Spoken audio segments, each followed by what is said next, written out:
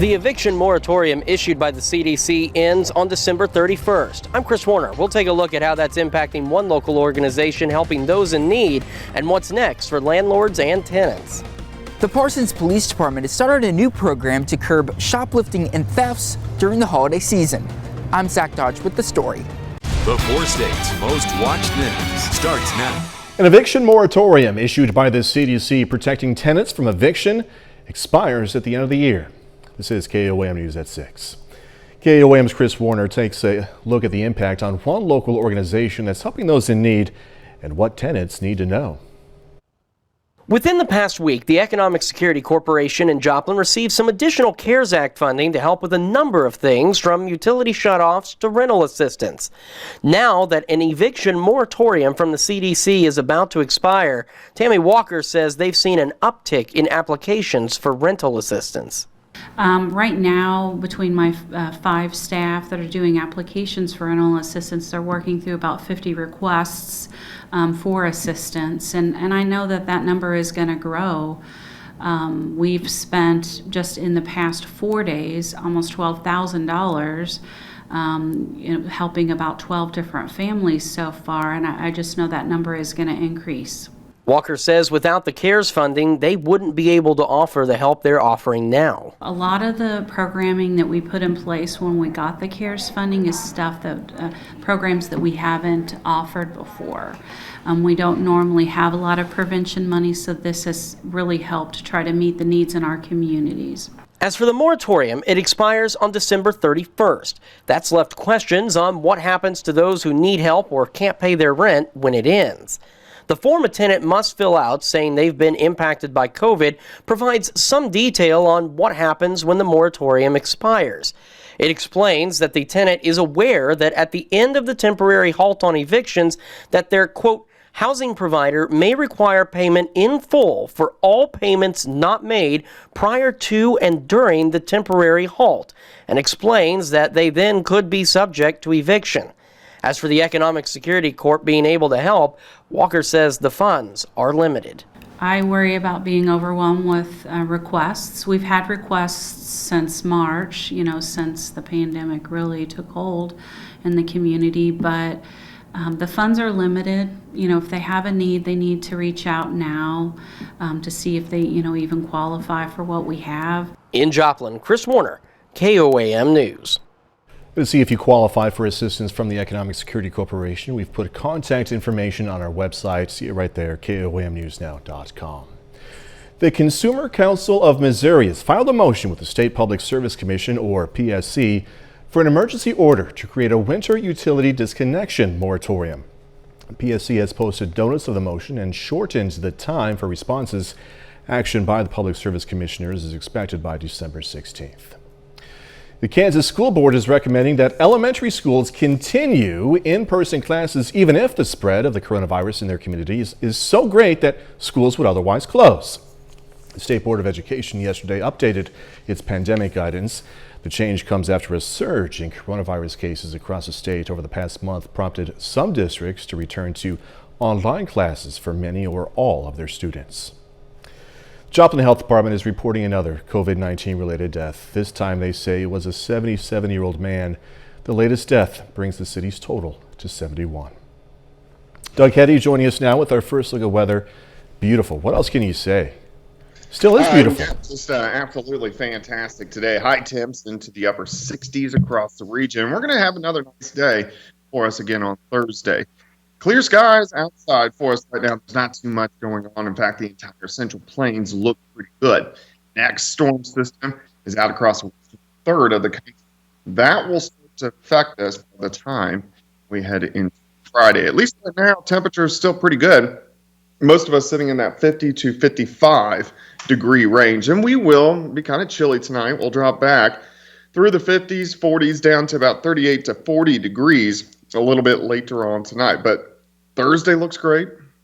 We do have rain chances, even some snow chances as we head into the weekend. We're going to look at that coming up here in just a bit. Doug, we'll see you in a little bit. Thank you so much.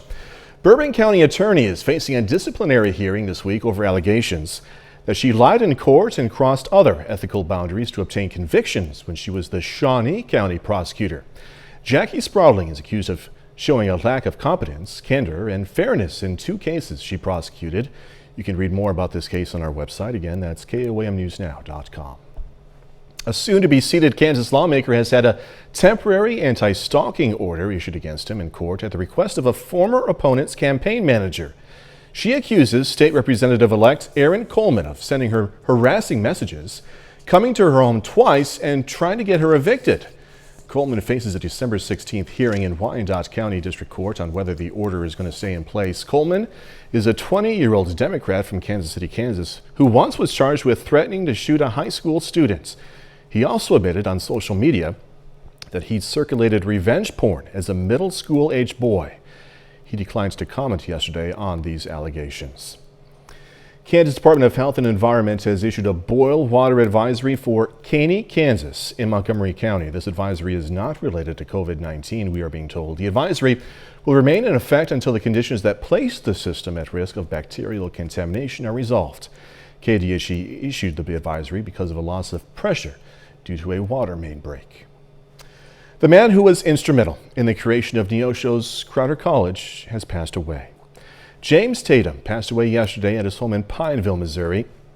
Back in the 60s, he helped author legislation creating community colleges in Missouri and bought 600 acres of land from the federal government for Crowder College. It opened in 1963. James Tatum was 95.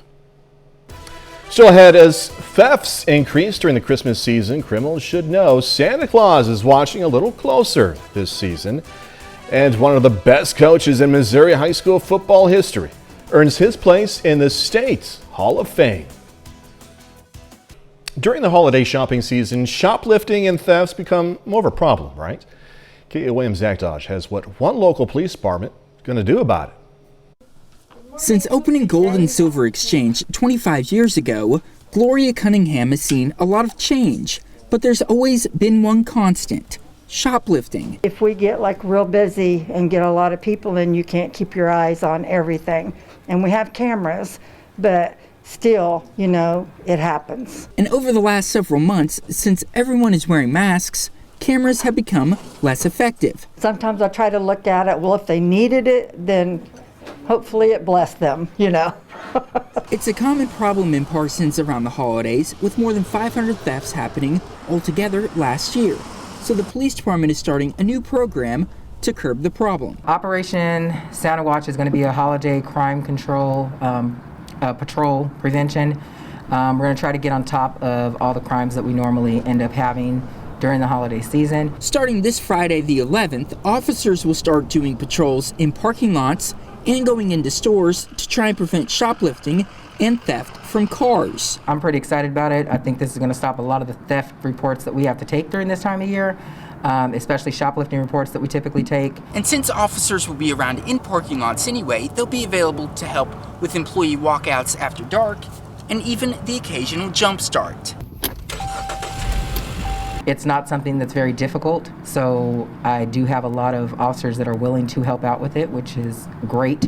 So I think it's going to be successful. Cunningham is excited about the idea, hoping it will help remind people of something that's pretty simple. You can't just take something that don't belong to you. There are consequences if you get caught doing such a thing, and it's a good thing to have their force in here. In Parsons, Zach Dodge, KOAM News. The program runs through December 31st. And speaking of thefts, the USPS has a program to help keep your mail from being stolen. It's called Informed Delivery. You can get it by email and allows you to digitally preview your mail, assuring you know what's supposed to be there when you get home. Well, the KOAM Morning Show is looking to help out Santa this Christmas. We're asking you to send in your kids' Christmas list, some basic information as well. And beginning on the 17th, our morning show will interview Santa, the real one. He's going to read off those lists. You can learn more by going to the morning show page on our website or on the KOAM News Now mobile app. Webb City head football coach John Roderick is headed to the Missouri Sports Hall of Fame. Roderick is going to be inducted into the Hall of Fame in January. Listen to this. In 24 years at Webb City, Roderick has led the Cards to 12 state championships, including 10 undefeated seasons. Those 12 state championships are the most for a program in Missouri high school history. He's also led the Cardinals to 21 consecutive district titles, a streak still alive today. It's so much more than just winning games and having that kind of success on the field. It's so much more about the relationships with the players. Tonight at 10, we're going to hear from a pair of former players on Roderick's selection to the Hall of Fame. Big honor. Doug Hetty is up next with his complete forecast, and a little bit later, the heartwarming reunion after a woman's car was stolen with her dogs inside.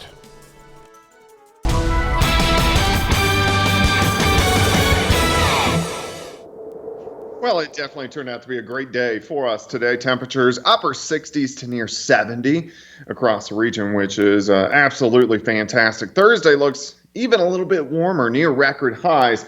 We do have a storm system coming in on Friday. This is going to give us rain, may mix with a little bit of snow on Saturday, a secondary wave on Sunday. So we're going to keep our eyes on that. You can always get my long-range forecast on my month-long blog, KOAMnewsnow.com. If we I put my forecast out there for about 2 months. If we look down the road, we have a storm system right before Christmas that looks somewhat interesting, and then one right after Christmas as well. Temperatures right now, we look pretty good, sitting mainly in that 50 to 55 degree range, looking off towards southeast.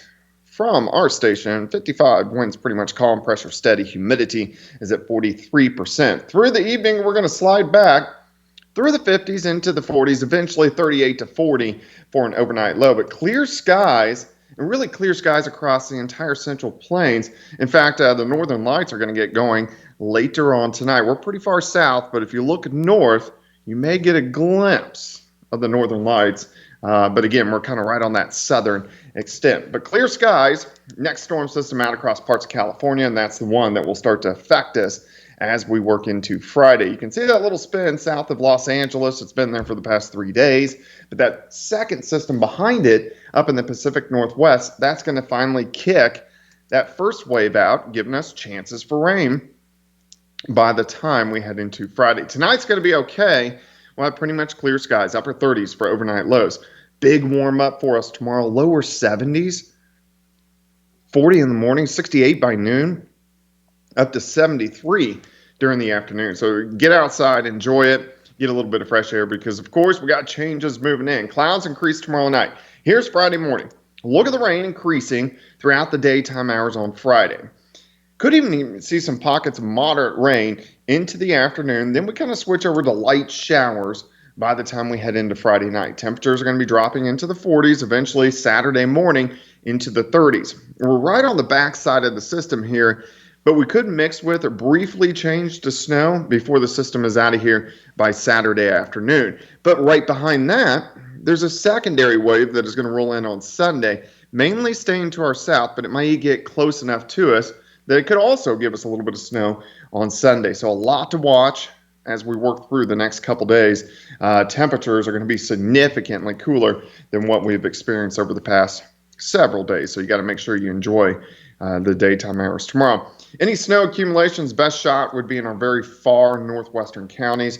Again, I think most of it will stay north of the region, but we may get a little bit of snow mixing in on Saturday. 72 tomorrow, near record highs, 54 and dropping on Friday, only 39 Saturday, only 38 on Sunday with a few snow showers, and then some rain chances back in on Tuesday and Wednesday. You go outside, you see Christmas lights, still doesn't feel like December.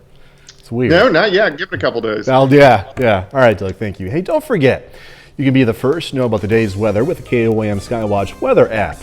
You can get severe weather updates sent straight to your phone, free of charge. It's available in the Apple App Store, also the Google Play Store for Android users. All you have to do is search for the KOAM Skywatch weather app. Still ahead, a Missouri woman's frantic search for her babies, her dogs, after they were stolen along with her car. The whole thing has a happy ending, though. We're going to tell you how it all unfolded next. Pretty sure everyone who works here is a dog lover. I always say myself that I have 4 children. 2 of them are dogs. A Missouri woman has been reunited with her own dogs after her car was stolen with the 2 pups inside, as Kim St. Ange reports. The woman's frantic search and heartwarming reunion were all caught on camera. The saying goes, who rescued who? Take just a couple steps inside Sheila Meyer's South City home, and you'll find the answer. These are my babies. They're my whole world. Her 2 Boston Terriers, Ava and Axel, were in her Prius that was stolen from a home in the Benton Park neighborhood. She frantically posted on social media, offering a $2,000 reward for her dogs. I was at home on my computer posting more stuff when I got a call from this lady saying that she had my black dog. Our camera was rolling when they reunited in the Gate District about 6 miles away. Hi, sweetie. I know, sweetheart. Just a few minutes later, some teens in the neighborhood told us they found the other dog. Many of her items were then found thrown in a nearby parking lot. Still, no car, no cell phone in sight. My phone and my car is the least of my worries. This is my whole world right here. This is my whole world. Police are still trying to figure out who stole her car. I struggle understanding a lot in this world right now, and it's just, I don't know. What she does know, she says, is a lesson she learned and hopes others don't make the same mistake. No matter what it is, lock your car, don't walk away for a second. Sheila called me shortly after and told me that she did find her car in the exact same area where they found her dogs and all those items thrown about in the parking lot. I looked up thefts like this, and it turns out that auto thefts are up in St. Louis City year to date compared to 2019, just over 7%. And that's really the same case in many areas in St. Louis County. In Baldwin, for example, police are saying car thefts are also up, and in many cases it's cars that either are left still running or have the keys inside. If you're a dog lover, you understand perfectly, right? Again, that was Kim St. Ange reporting. Final check of weather next. Tatum now to honor a local veteran, Master Sergeant Lionel Woods. The Pittsburgh, Kansas native served in the U.S. Air Force, and we are proud to salute Master Sergeant Lionel Woods. He is tonight's 4-state hero.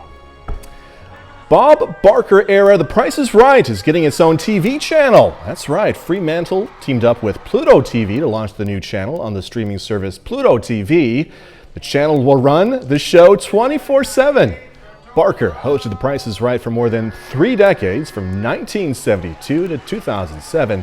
To get this, before that, Barker was a Drury University graduate, started his broadcasting career at KTTS in Springfield.